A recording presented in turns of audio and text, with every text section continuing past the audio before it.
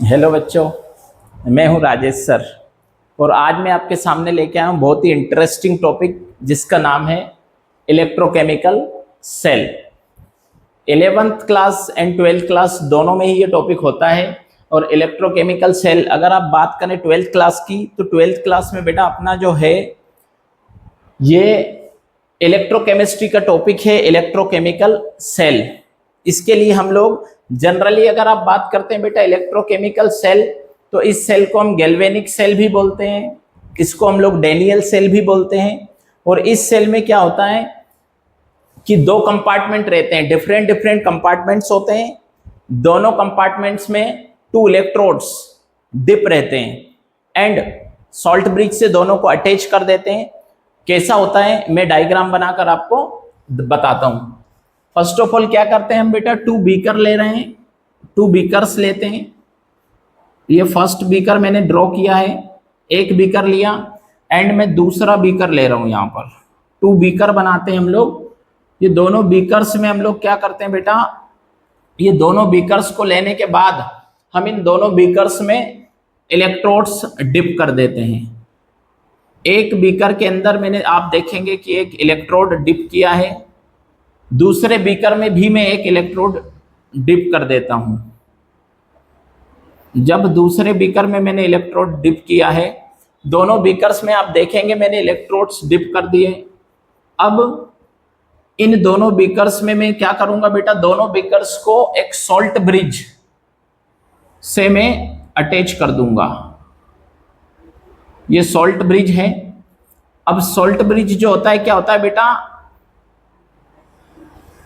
ये glass tube होता है जिसमें आप KCl, KNO3 और अगर सॉल्यूशन लेकर इसको बना सकते हैं।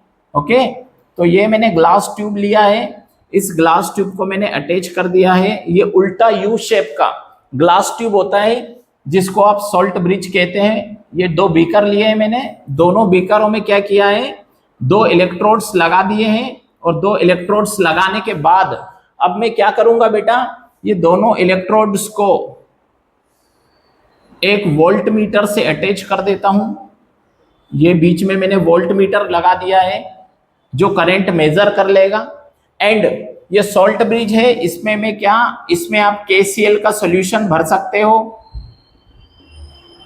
KNO3 का सॉल्यूशन भर सकते हो, या फिर ये सॉल्ट ब्रिज है, या फिर आप इसमें अगर का सॉल्यूशन भर सकते हो, क्योंकि अगर सॉल्यूशन जेली लाइक सब्सटेंस होता है उसको इसमें फिल कर सकते हो। दोनों बीकरों में आप क्या करते हो बेटा, H2SO4 फिल कर लेते हैं। हम इलेक्ट्रोलाइट ले रहे हैं H2SO4। देखेंगे आप कि मैं दोनों बीकरों में क्या कर रहा हूं बेटा, इलेक्ट्रोलाइट मैंने जो लिया है वो क्या लिया है, H2SO4 में ले रहा हूं। यहां पर दोनों बीकरों के अंदर ये मैंने H2SO4 फिल कर दिया। ओके, यहां पर भी मैं H2SO4 फिल कर दे रहा हूं। ये इलेक्ट्रोलाइट होता है। आपको पता होगा कि इलेक्ट्रोलाइट क्या रहता है, इलेक्ट्रोलाइट वो सब्सटेंस, या आप कह सकते हो कि इलेक्ट्रोलाइट ऐसा केमिकल होता है जो इजीली इलेक्ट्रिसिटी को कंडक्ट कर सकता है ना। ये क्या किया बेटा, मैंने इलेक्ट्रोलाइट फिल कर दिया, दोनों बीकरों में H2SO4 फिल किया है मैंने, सल्फ्यूरिक एसिड H2SO4। और यहां पर आप देखोगे तो मैंने जो 2 इलेक्ट्रोड्स लिए हैं, ये मैंने जिंक का एनोड, जिंक का इलेक्ट्रोड लिया है जिसको मैं एनोड बोल रहा हूं, जिसको मैंने क्या बोल दिया बेटा, एनोड। एंड मैंने दूसरा जो इलेक्ट्रोड लिया है वो कॉपर का लिया है जिसको मैं कैथोड बोल रहा हूं। ओके, अब आप देखोगे तो यहां पर क्या होता है बेटा, जनरली आप लोगों को पता होगा कि जो एनोड होता है उस पर पॉजिटिव चार्ज होता है एंड कैथोड पर नेगेटिव चार्ज होता है। बट इलेक्ट्रोकेमिकल सेल में क्या होता है बेटा, एनोड नेगेटिव होता है एंड कैथोड पॉजिटिव होता है। तो एनोड यहां पर नेगेटिव रहेगा एंड कैथोड यहां पर पॉजिटिव रहेगा। जब आप क्या करते हो, इसमें जिंक एंड कॉपर जब आप करते हो तो जिंक मेटल जो होता है वो इलेक्ट्रोलाइट में Zn2+ आयन के फॉर्म में ब्रेक डाउन हो जाता है। एंड यहाँ पर अगर आप देखोगे तो जो कॉपर मेटल है वो Cu2+ आयन के रूप में एक्वस सॉल्यूशन में ब्रेक डाउन हो जाता है। उसके बाद क्या होता है इसमें, अब अगर आप देखते हैं तो यहाँ पर क्या करना है बेटा, ये जिंक इसके साथ H2SO4 से रिएक्शन करता है एंड ZnSO4 सॉल्यूशन का फॉर्मेशन कर लेता है। एंड अगर आपका कॉपर है बेटा वो H2SO4 के साथ रिएक्शन करके CuSO4 कॉपर सल्फेट सॉल्यूशन का फॉर्मेशन करता है। एंड इसमें क्या होता है, रिएक्शन कैसे होती है, तो oxidation as well as reduction दोनों प्रोसेस इस सेल में एक साथ होते हैं। मैं आपको बता दे रहा हूं कैसे होता है। देखिएगा, एट एनोड आपका ऑक्सीडेशन हो रहा है, ऑक्सीडेशन होता है। अब आप देखोगे तो एट एनोड आपका क्या हो रहा है बेटा, ऑक्सीडेशन। ऑक्सीडेशन दैट मीन्स कि क्या होगा, ये इलेक्ट्रॉन लूज करेगा। तो आप देखेंगे कि जिंक मेटल का एनोड लिया था आपने, तो जिंक जो है आपका ये मेटल है, ये सॉलिड होगा। तो ये Zn2+ आयन के फॉर्म में एक्वस सॉल्यूशन में ब्रेक डाउन हो गया है, +2 इलेक्ट्रॉन इसने लूज किए हैं। जो 2 इलेक्ट्रॉन जिंक ने लूज किए हैं वो 2 इलेक्ट्रॉन्स क्या होगा, कॉपर मेटल जो है वो उसको एक्सेप्ट कर लेगा। वो इलेक्ट्रॉन्स का ट्रांसफर सोल्ट ब्रिज से क्या होगा बेटा, एनोड से कैथोड की तरफ जाएगा। तो एट कैथोड अगर मैं लिखूं, क्या एट कैथोड अगर मैं लिखूं तो यहां पर होगा रिडक्शन, और रिडक्शन जब होगा तो कैथोड पर क्या होता है, रिडक्शन होता है। यहां पर ऑक्सीडेशन हुआ था तो रिडक्शन में क्या होता है बेटा, ये Zn2+ है, ये एक्वस सॉल्यूशन में है तो AQ लिख दोगे आप, उसका स्टेट शो करेंगे।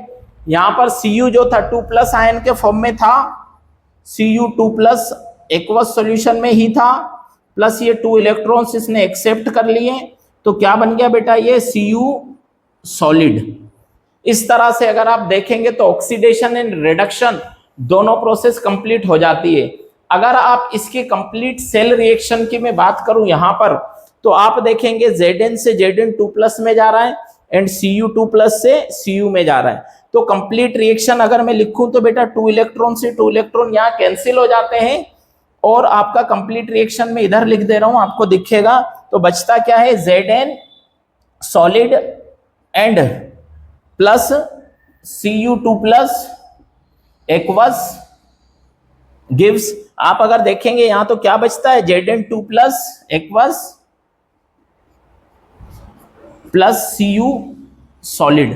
तो अगर आप देखते हैं तो ये कंप्लीट सेल रिएक्शन होती है, इसको कंप्लीट या ओवरऑल सेल रिएक्शन भी कहते हैं, इसको ओवरऑल सेल रिएक्शन कहते हैं। एंड इसी रिएक्शन को हम रेडॉक्स रिएक्शन भी कहते हैं। दैट मीन्स कि इस सेल के अंदर जो होने वाली रेडॉक्स रिएक्शन होती है वो ऑटोमेटिकली होती है, बिकॉज क्योंकि यहाँ पर कंटिन्यू देखेंगे आप तो यहाँ पर क्या होता है बेटा, इलेक्ट्रॉन्स की अगर मैं बात करूं तो इलेक्ट्रॉन्स इंटरनल जो सर्किट है सोल्ट ब्रिज से होकर इलेक्ट्रॉन्स का ट्रांसफर जिंक मेटल से Cu मेटल की तरफ जाएंगे थ्रू द सोल्ट ब्रिज।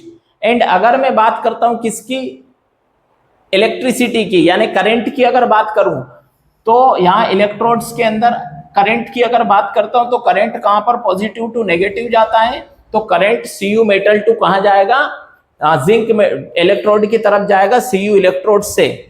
इस तरह से कंटिन्यू इसमें रिएक्शन चलती रहती है। एंड कंटिन्यू रिएक्शन चलते रहने के कारण क्या हो जाता है, इसमें करंट जनरेट होते रहता है ना। इलेक्ट्रोकेमिकल सेल बोलते हैं इसको। 2 डिफरेंट कंपार्टमेंट होते हैं, दोनों कंपार्टमेंट के अंदर 2 डिफरेंट इलेक्ट्रोड्स होते हैं। एंड इसमें सोल्ट ब्रिज का रिक्वायरमेंट आपको रहता है। अगर सोल्ट ब्रिज का रिक्वायरमेंट, अगर हम सोल्ट ब्रिज नहीं लगाएंगे तो इलेक्ट्रॉन्स का ट्रांसफर नहीं हो पाता है। कभी कभी बेटा एग्जाम्स में क्वेश्चन ऐसा पूछ लिया जाता है कि right the functions of salt bridge. तो सोल्ट ब्रिज का जो मेन फंक्शन है वो क्या होता है बेटा, फर्स्ट फंक्शन होता है सर्किट को कंप्लीट करता है, एंड सेकंड फंक्शन क्या होता है, इलेक्ट्रॉन्स का ट्रांसफर करता है ना। तो सोल्ट ब्रिज के यही मेन फंक्शन होते हैं। अच्छे से इसको देख लीजिए, समझ लीजिए एंड इसका स्क्रीनशॉट ले लीजिए। मैं साइड हो जाता हूं, है ना। तो इसका स्क्रीनशॉट ले लीजिए और इसको समझ लीजिए।